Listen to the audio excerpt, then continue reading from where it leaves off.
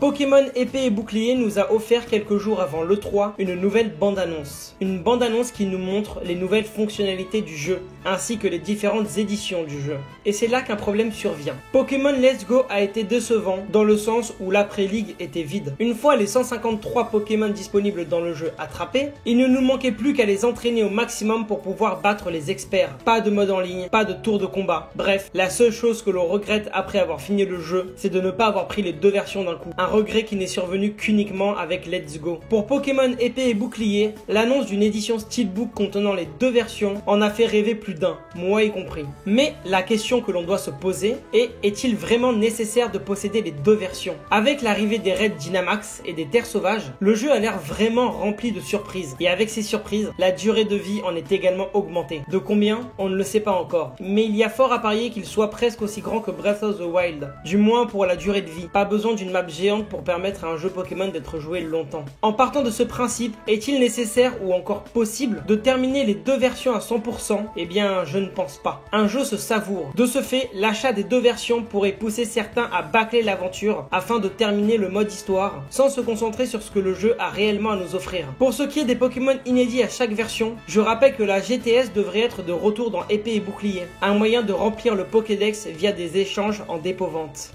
Pour ce qui est du prix du jeu, il devrait coûter dans les 60 € la version. Alors quand bien même on aurait envie de faire le jeu deux fois, ne serait-il pas plus rentable de simplement créer un profil Switch en quelques secondes et relancer le jeu afin de redécouvrir l'aventure sans pour autant supprimer notre sauvegarde, et ainsi garder cet argent pour faire les courses, aller au cinéma ou tout simplement investir dans un autre jeu vidéo pour varier les plaisirs. Si cette vidéo vous a fait annuler une précommande, c'est que vous n'êtes certainement pas abonné à la chaîne, que vous n'avez pas liké cette vidéo, que vous ne l'avez pas partagée à vos amis et que vous n'avez pas commenté. Je vous encourage donc à le faire et je vous dis à bientôt.